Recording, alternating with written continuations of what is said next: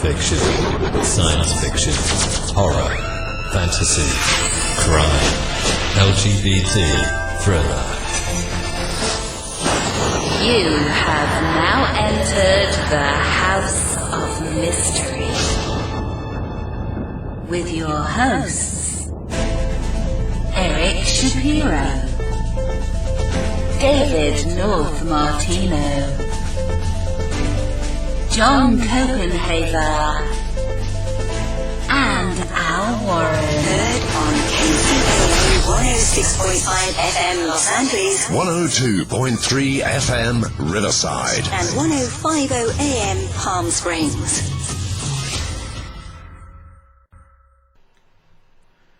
Welcome back into the House of Mystery. I'm Al Warren. Today joining me is author-researcher Rob Gutro. Thanks for being here, Rob. Thanks for having me back, Al. Nice to be back. So now you've written a new book. I have. It's called Case Files of Inspired Ghost Tracking, and I am actually one of the mediums on the group. I'm one of several mediums, and I also tend to be the one that writes all the cases up. So it was very easy for me to compile this book. So where are you? It says inspired ghost tracking. So where did you get all this from? Like you go out searching, like ghost hunting, as they call it, and this is sort of your results, or is it from other people? So this is all ours. So Inspired Ghost Tracking was founded in 2009 here in Maryland, which is where I am located. And the group is a paranormal group, and we receive emails or calls from people throughout the state who have problems that they may deem paranormal. So what we do is we have a questionnaire that's pretty extensive that the manager, Margaret Ehrlich, will send them. I think it's probably about 10 to 15 pages. And it asks them for what their experiences are. And she also covers basic stuff, too, that we need to know, like how old the home is, how many people live there, how many people experience things, does anybody use drugs or alcohol or anything, because we want to rule everything out. So once Margaret deems something worth investigating, then she lets her core group know. Now, her core group consists of about 12 to 15 of us. 3 of us of which are mediums. And the technical folks go in first, and then the mediums come in on a different day. So now, so when you're actually getting someone reports to you something paranormal in these cases, and they fill out their paperwork, and they turn out to be as normal as you'd like them to be, like as you were saying, like you've checked out for drugs and weird stuff, and you've eliminated a lot of things, and so you've decided that it would be worth investigating. When you do that, first of all, how do you decide how you're going to investigate? I mean that as in, do you keep the family members out of it? Do you what's your little steppings? Like, how do you choose what you do? So that's a great question. Everything is run pretty much the same. So once Margaret goes through the questionnaire to determine the nature of what may be a haunting, she will do a phone call and do an interview by phone. And after that, she will set up a date. So just the homeowner is there. And the homeowner can meet us and let us in, let the technical folks in. And then usually we ask the homeowner to stay out of the house so that there's no noises or other things. Because what we try to do is restrict the area, of course, so that we don't have any bleed over or other noises, that we may mistake as being paranormal. So typically nobody is in the home when we set up and do an overnight. Now, I'm not one of the overnight guys because I'm a medium. The technical guys consist of people who run thermal cameras, infrared cameras, visible video cameras. They use digital thermometers to measure temperature changes, because when a ghost shows up, because ghosts are energy, what they do is they slow down the movement of molecules of air and they take that motion, that energy of motion, and that's slower moving molecules of air are cold air. Warmer air is faster moving molecules. So we know wherever there's a cold spot, there may in fact be an entity that's trying to come together. So those technical people spend the night, really. And they investigate all the different rooms that there are paranormal problems reported, and then they put together an assessment. And then they go away and they go through all the data, and the mediums come in the next day. And then we get our impressions, and then we combine everything. So now I noticed, like in the outline of the book, you mentioned things like it sounds all pretty scary, like double murder, ghost investigation, and that was scary, and things like that. Now, is that what you choose for the book itself? Like, first of all, I should say this. Now, not all hauntings are because of a double murder. Sure. And so, is that the only ones you take? So if it's a place that there's really been no major crime or murder or violence that you know about and that you can find out about, but people are still complaining about some sort of paranormal activity, will you still go investigate that? Sure. And the thing is about the double murder investigation case that's highlighted in this book as just one of the chapters, we didn't really know what had happened until after the investigation. So we have an historian on the team who goes and researches things afterward, so that we have an idea of, if there was anything that matches what the mediums came up with.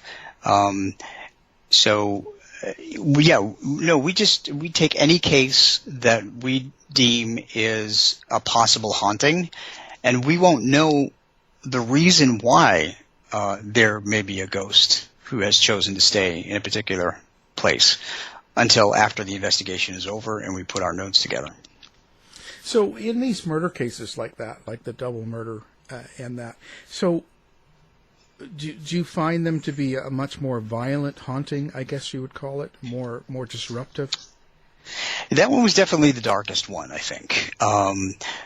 Most of the other, actually all of the other cases, I think, there were no murders involved, but people did die in the various dwellings, or people had lived in the dwellings and died somewhere else, but came back to haunt those particular places. There was only one exception, I think, in this, and that is in Chapter 8, called The Spirit Dog, the Grandmother, and the Burned Ghost. Now, the burned ghost was actually somebody who attached themselves, who actually died in a hospital, and attached themselves to the person who lived in the house and came back to the house with that person. Wow. So when you're dealing with this, and you do get something that's very disruptive or very dark, how do you handle that? Well, we typically kind of do a kind of a prayer of protection, or we call upon positive energy to cover us. It's really more of a combination of our emotional energies together. Usually we will stand in a circle and try and picture the white light or positive emotional energy around us to protect us. And after every investigation, Margaret likes to hand out chocolate for us, because chocolate naturally raises our endorphin levels, and it makes you feel good. and chocolate has a way of purging the negative energy. The chocolate ghost hunters. Yeah. Hey, I'm all for that. Yeah. No, but do you actually think, okay, so when there's someone that's been murdered or some sort of violent activity that happened in a place, and you go there and there's a lot of disruption, a lot of darkness, and it's a lot of, it's a very hard place for whoever it is living there because of this. Is there really any resolution that's going to happen? We actually have resolved most of these cases. And what resolution means is really crossing over a ghost. So just to give you a little bit of background, it's important to know these things, is that when a living person dies, the energy that is within them couples with their memory, personality, and their knowledge from this life. And then they make a choice to stay here earthbound at a fixed location of their choosing, someplace that they knew when they were alive. And that's what I call a ghost. A spirit is one of those, that energy that chooses to cross over, go through the light, go to the other side, to heaven, Valhalla, whatever you want to call that other side. So a ghost is earthbound at a fixed location of their choosing, and a spirit has crossed over. Now, often we find that some of these ghosts, like in the historic places that we've been, just either liked their home. Some may have died there. One of the chapters in this book is about the Dr. Samuel Mudd home. Now, Samuel Mudd, for those listeners who don't know, was a doctor that treated John Wilkes Booth, the assassin of President Lincoln, in the Ford's Theater. John Wilkes Booth, after he assassinated the president, jumped on a horse and rode to southern Maryland, and he stopped at Samuel Mudd's house. Now, Mudd was apparently a well-known doctor. And when Booth had assassinated the president, he jumped on stage and he broke his leg. So he made the doctor set his leg. And the doctor was convicted of being an accomplice. But history goes back and forth, whether or not he was or he wasn't. When I went in there and investigated the Samuel Mudd house on my own, aside from the IGT group, I kept hearing, and I didn't even know who he was until I went there. I kept hearing, "I am innocent, I am innocent." And then I found out exactly what that meant, that he did not conspire with John Wilkes Booth, but he chooses to haunt that house, which is now a historic landmark in southern Maryland. You know, so now have any of your investigations, have you gone to places that people had been violently treated by these ghosts or spirits? The group has gone to different places, yes. None of those are really highlighted in this collection. For instance, the group will often go to Gettysburg, the site of one of the most famous Civil War battles where thousands died. I can't actually go to Gettysburg because as a medium, it's like hearing 10,000 people screaming at me from the afterlife, and it's overwhelming. But primarily what this book is about, it's about private investigations that we were called to do, and we were called into these houses to help people. There are a couple of exceptions in this book because we were also asked to put together a ghost tour of the Federal Hill neighborhood of Baltimore. So that was kind of interesting because none of us knew anything about the Federal Hill neighborhood of Baltimore. So I walked around with Margaret, the group's leader, and Rhonda, the historian, and got impressions of different things that happened in different buildings or outside of different buildings. And Rhonda, the historian, was actually able to prove all of these things and all of these people who died in the various ways that were still haunting those places in Baltimore. You're mentioning Ouija boards as well. So do you take Ouija boards in, or are you talking about people that live there or are already living in the house and they bring Ouija boards in? It's people who lived in a house, and they used Ouija boards to either for fun or to connect with somebody on the other side. Now, the Inspired Ghost Tracking group really kind of denounces the use of Ouija boards. We don't think it's a good practice to get into, because basically using a Ouija board is like opening a door to the outside, and anybody can come in, anybody at all, whether good or bad. And often we have found that bad energy loves to find open doorways. So one of the cases in this particular book is called Ouija Board Floods a Home with Dark Energy. And we were called to a home by the homeowner and we didn't know that there was Ouija board use in this home, although that's one of the questions the owner didn't answer it. So when we got there, I think there were 5 or 7 members of the family, and I can't remember the exact number, but all of them were physically sick. Every single one of them.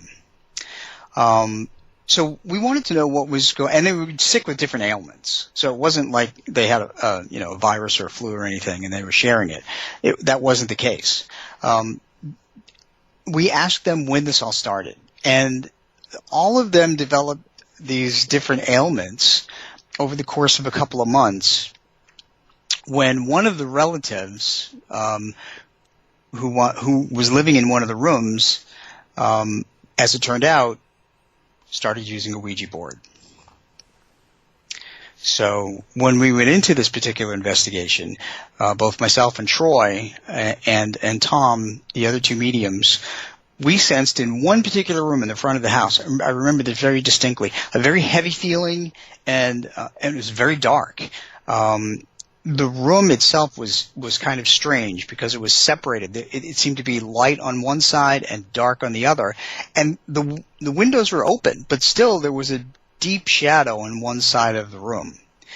Can't explain that, but it turns out that there was a portal that this Ouija board opened, and it invited a lot of dark energy into the house, and that dark energy wound up making these people physically sick.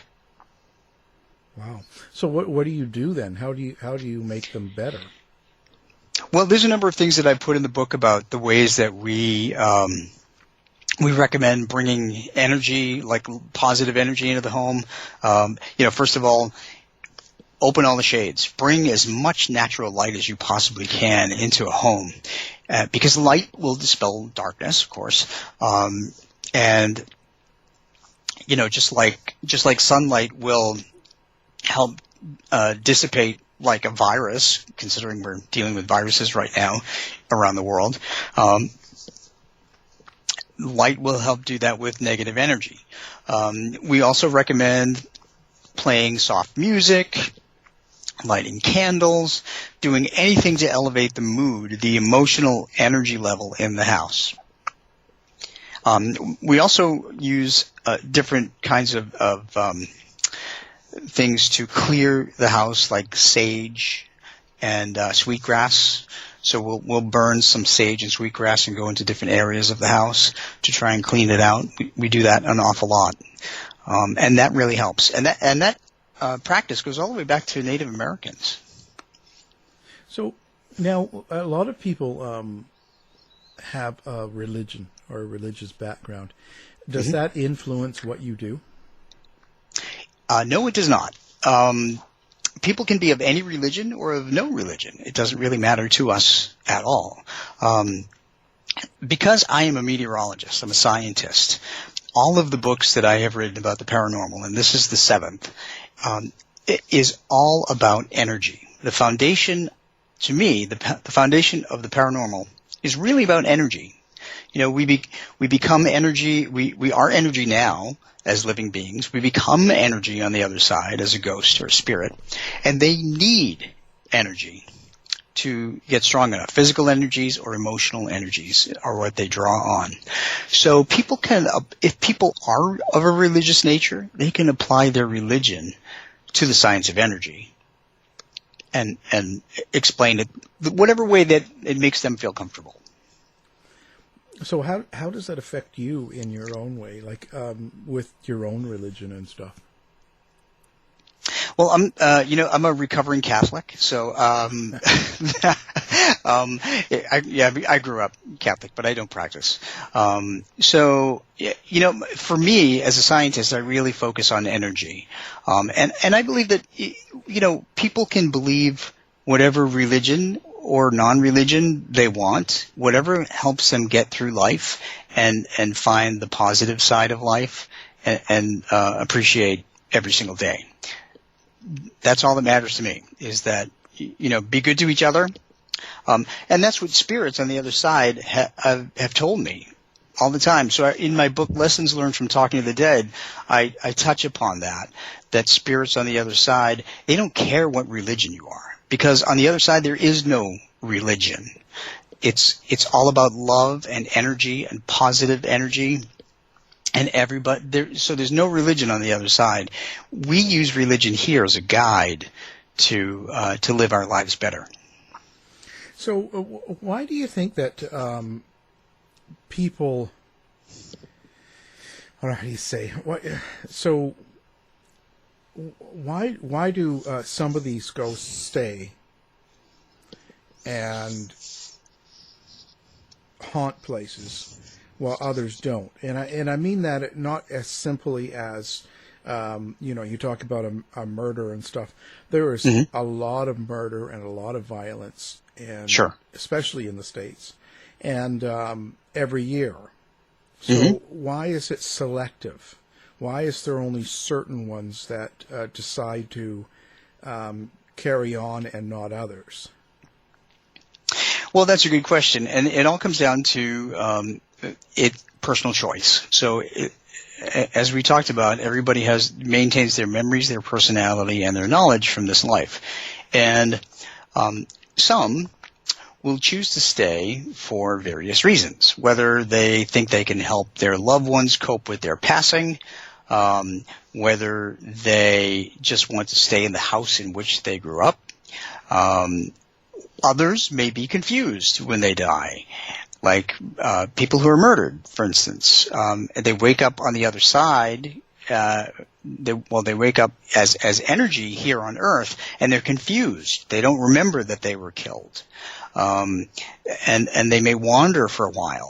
I ran into that kind of thing when I drove by the site of what was an accident back in 2005. And I sensed a man. He was Hispanic, and he was walking around in a daze. When I checked with my partner, who had driven by that site on the way to work like 4 hours earlier, he said there was a car accident and someone was killed driving a pickup truck coming off the highway. And it turned out to be a Hispanic man. So he was just dazed.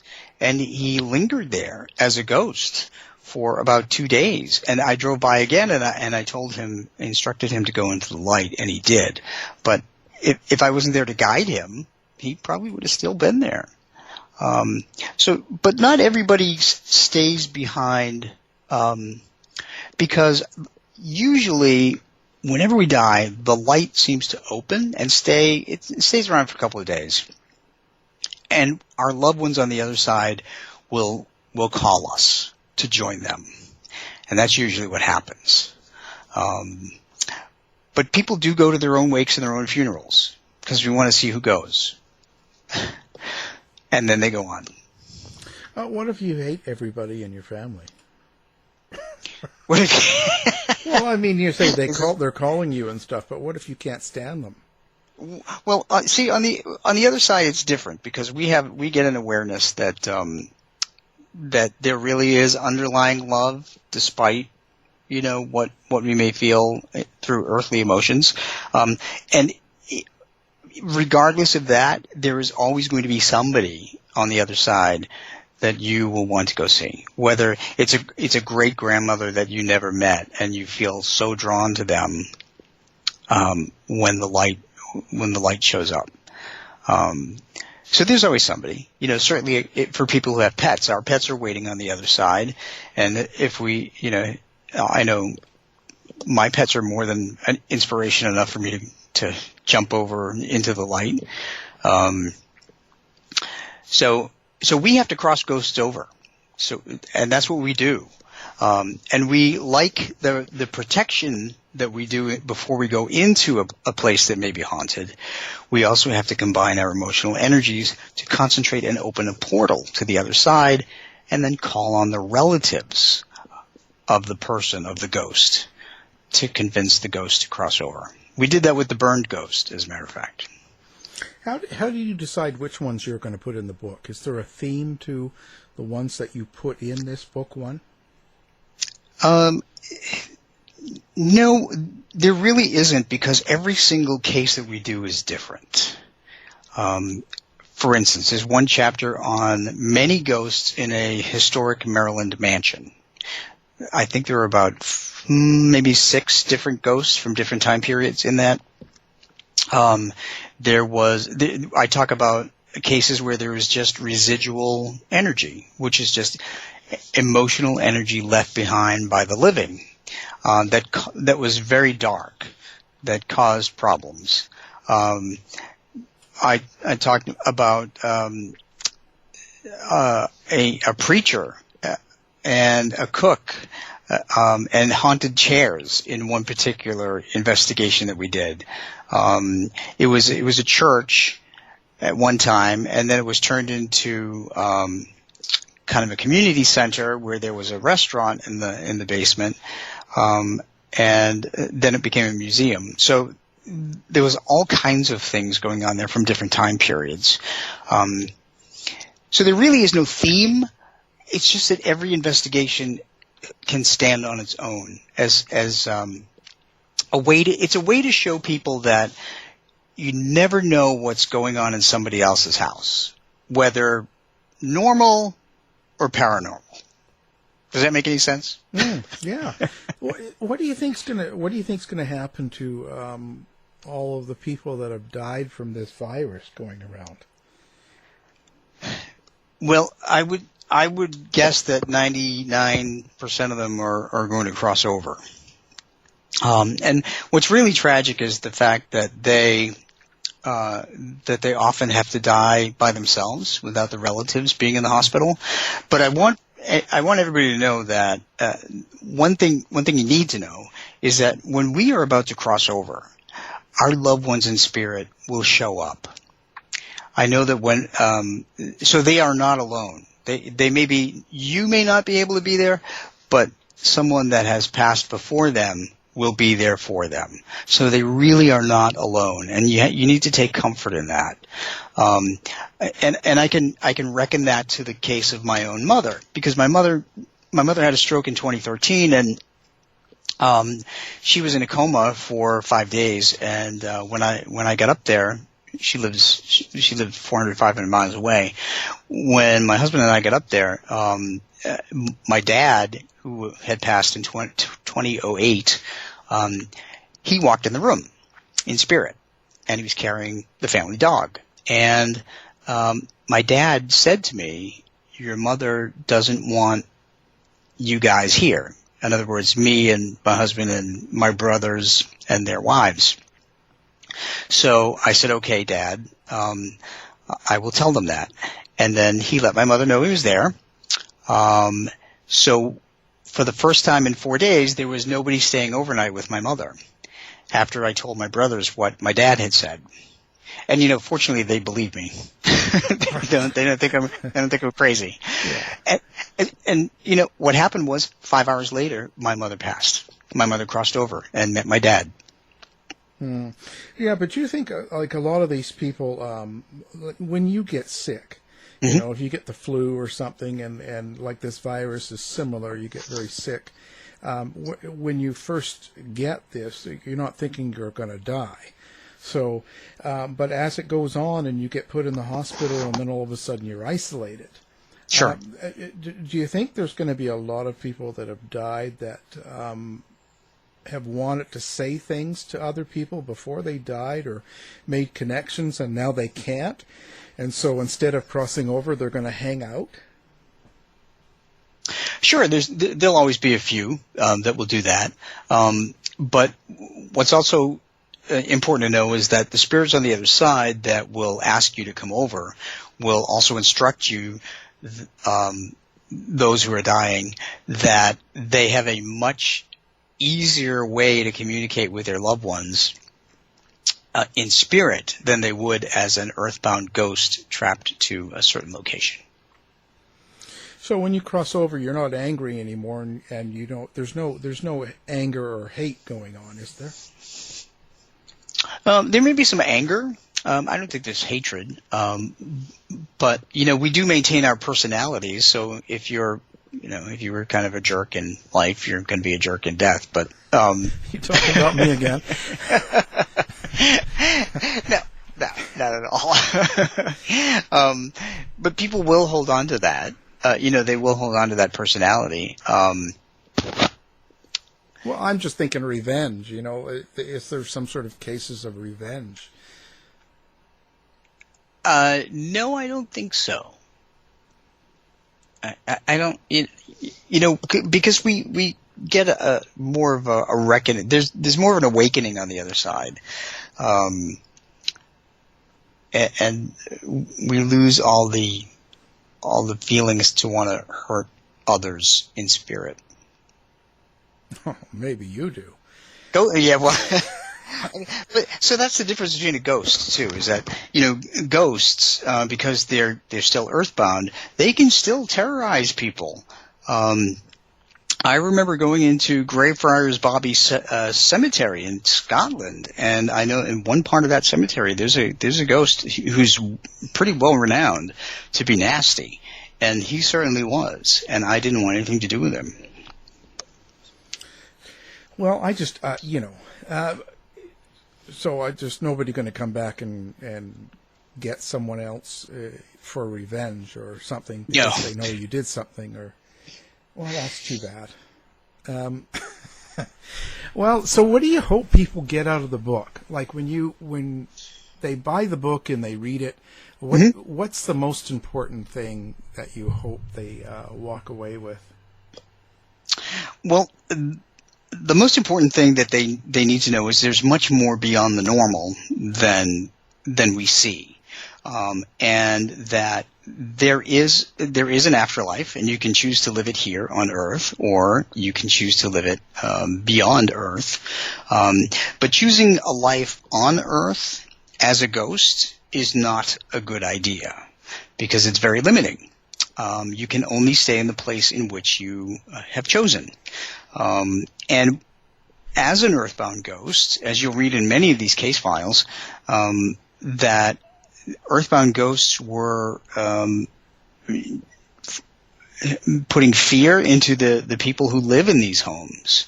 There are several cases in here where there are children involved in these stories, and the children were absolutely petrified of what they encountered.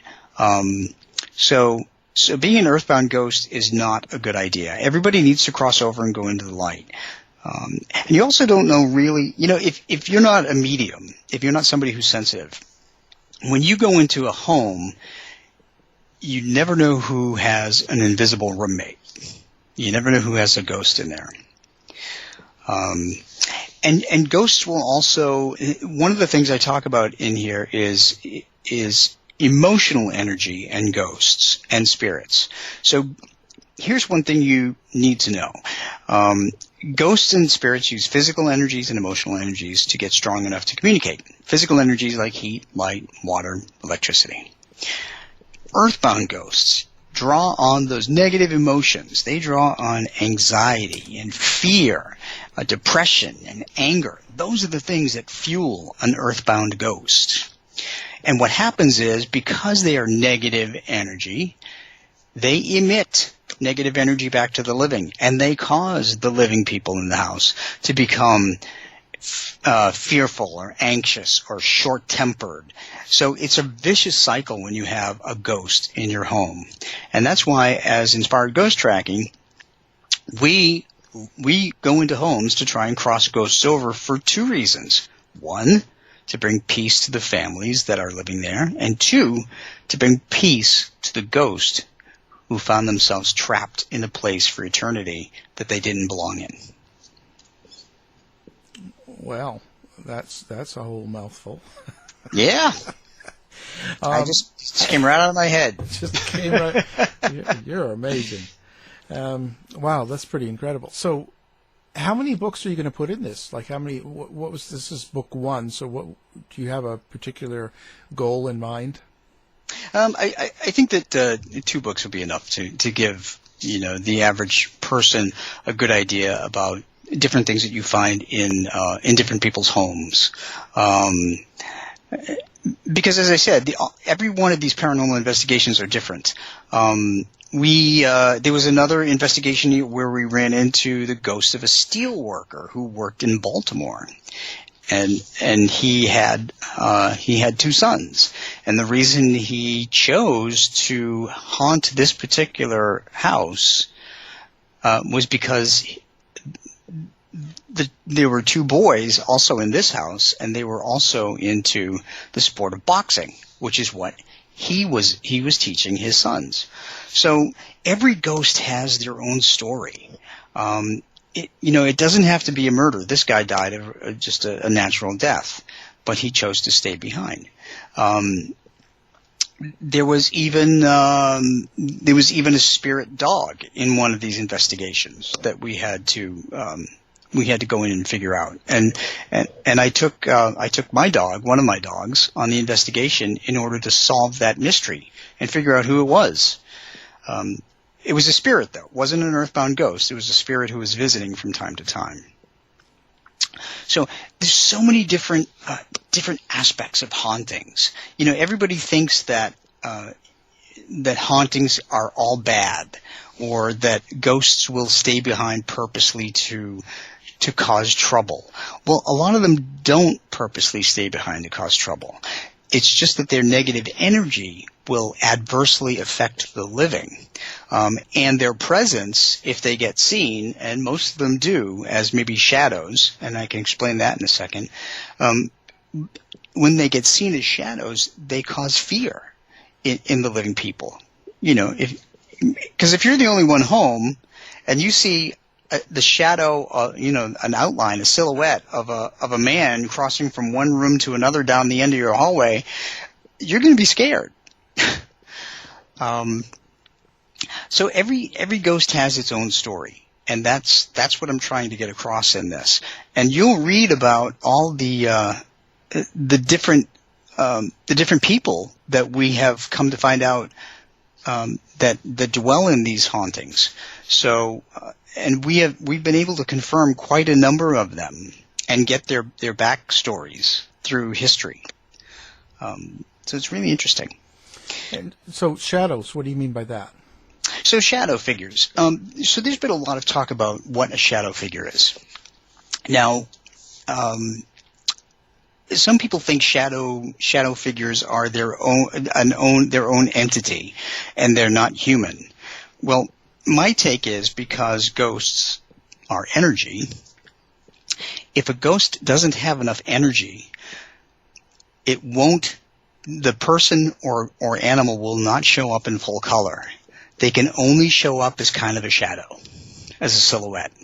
Think of a light bulb where you have a dimmer switch, and you only turn the dimmer just a little bit, and it only lights up very, very dim. If you turn that all the way up, then you can see the entire outline of the light bulb. And that's kind of what it's like to be a ghost with energy. If a ghost has enough energy, they can be visible, totally visible, in color. If they don't, they're pretty much limited to shadow figures. What's your take on reincarnation, then? I totally believe in reincarnation.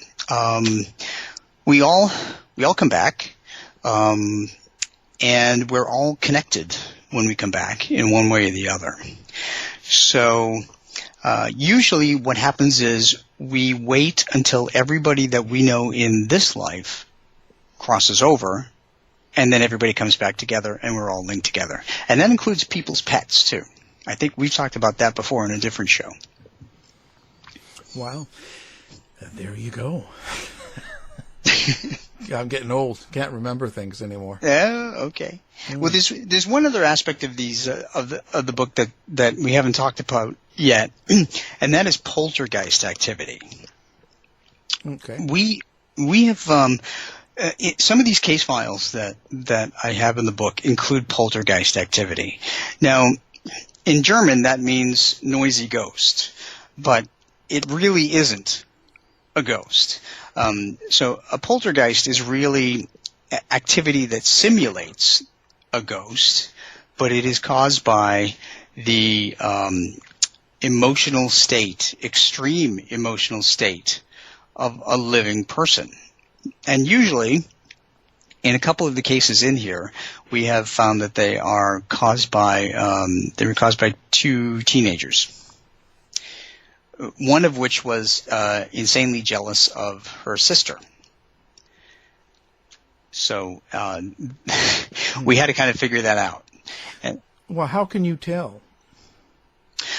So the observation of if you observe the family members, in one particular case, after we did the investigation, all the family members came back in, and one of our investigators, actually Tom, my husband Tom, noticed that an older sister seemed to be very, very jealous of the younger sister and tried to talk over her all the time and wanted to be first with everything. And so he brought that to my attention, and then we started, we talked to other members of the team about poltergeist activity.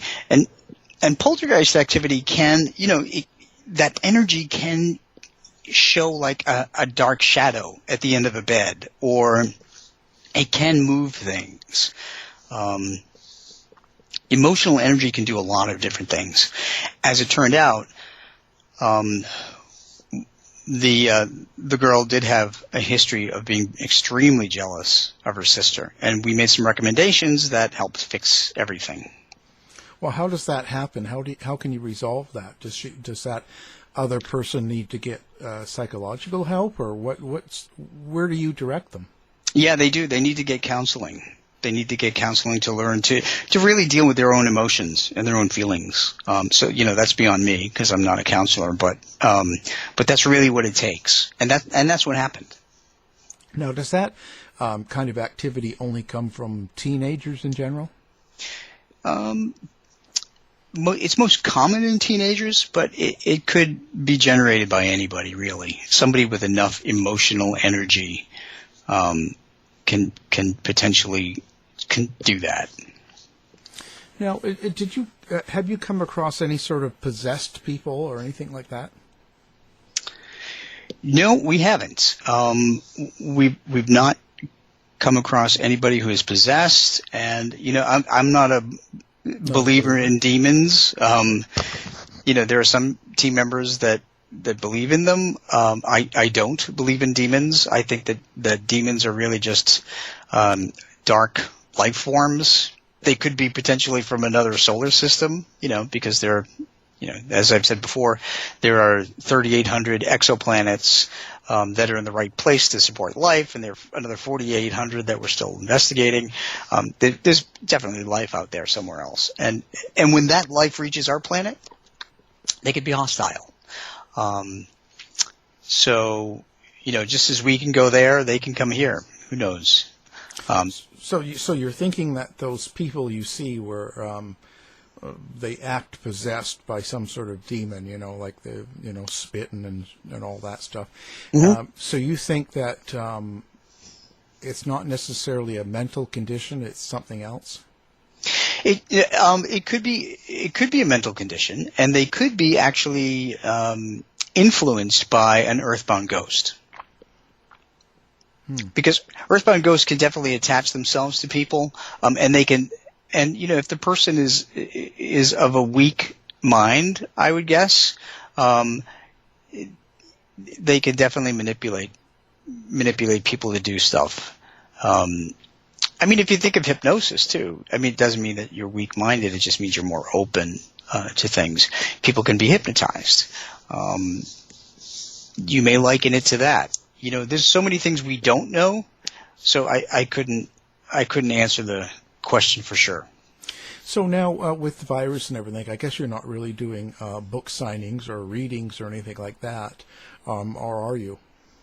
No, social distancing. So I talk to people by the by the internet, and you know, they can get my books by ebook if they don't want to touch a physical book, or by paperback. And people can connect to me, you know, online all the time. Okay. So how do people get a hold of you? Do you have a website? I do, and I'm glad you asked. It's they can get to me by robgutro.com, ROBGUTRO.com, or petspirits.com, because I'm kind of known as a pet medium, or just type in GUTRO on Amazon. All my books are up there. And there's a couple of different ones. I mean, from earthbound ghosts to spirits that have crossed over to animal spirits and ghosts. And I think I last talked to you about my other book, Kindred Spirits, where I befriended the spirit of a man that I never met in life. So all kinds of cool different things. Seeing another man. So where do you? So what do you plan on doing next? Do you plan on writing still and keep pursuing this, or are you going to do something different? Oh, I've got a whole bunch of stuff lined up. So until the coronavirus hit, I was going to animal rescues up and down the East Coast here in the U.S. and doing fundraising lectures about how pets communicate from the other side. So I'm taking to Facebook Live because I have 2 Facebook pages, and I've done a couple of talks of that. On there, and I welcome people's questions and all kinds of things. And I have several books. I've got Pets 3 and Pets 4 coming out. One I'm focusing on dogs, one I'm focusing on cats. And these will be different than the other 2, slightly different because they'll have a chapter on how to actually cope with grief. It's not just how pets communicate from the other side, but there'll be a chapter on how to cope with your own grief by a friend of mine who is in the medical profession.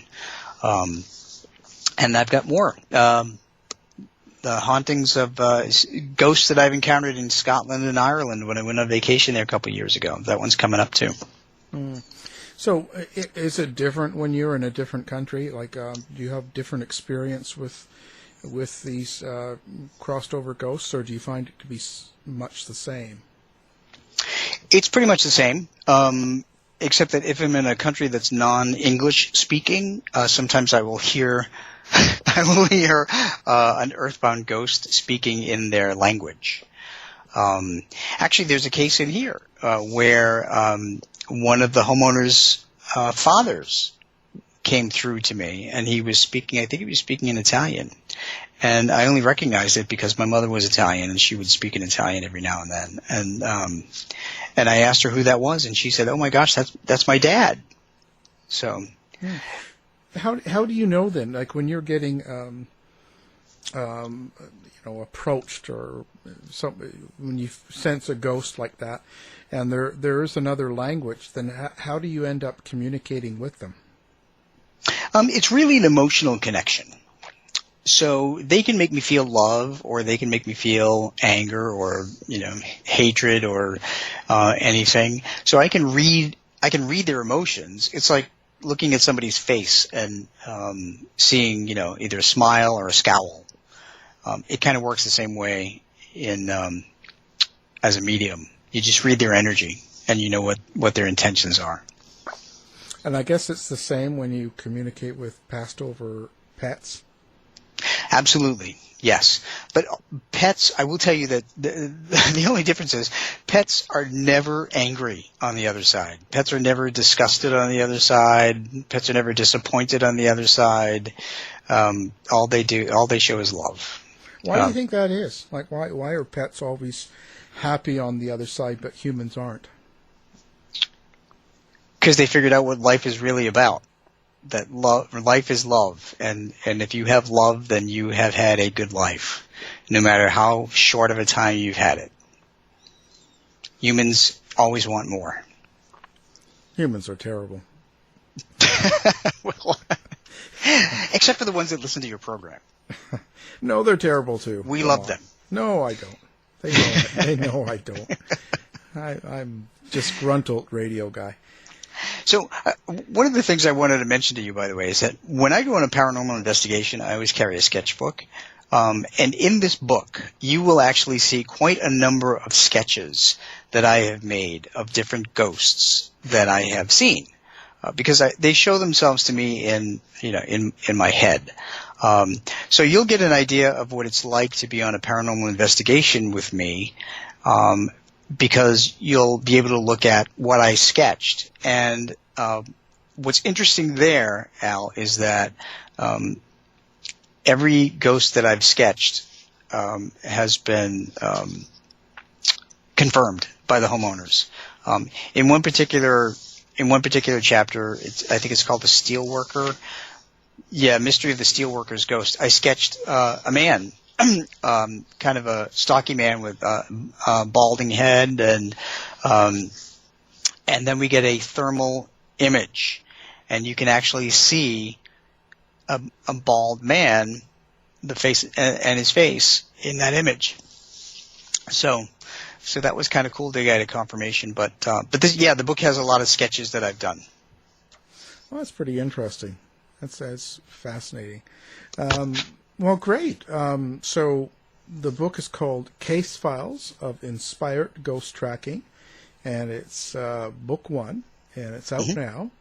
And the author has been our guest, and it's Rob, I call it, say, Gutro. I guess I don't pronounce it right, but that's the Canadian in me. But Rob Gutro. Well, it used to be Gutro when my relatives were in Canada, and then they came to the U.S. and they changed it to Gutro. So it's all good. It's all good. Well, thanks for being on the show. Well, thank you so much, Al. It's been a pleasure, and I hope everybody can pick up Case Files of Inspired Ghost Tracking and tell me about their experiences. I'd love to hear them. Well, I'm sure they will. And we'll have your book listed on our website as well, so people can do one click and pick up the book. You've been listening to the House of Mystery radio show. To find out more about our guests, hosts, or shows, go to www.houseofmystery.com. Show's over for now. Was it as good for you as it was for me? Yeah. Good night. This has been a production of Something Weird Media. I'll be back.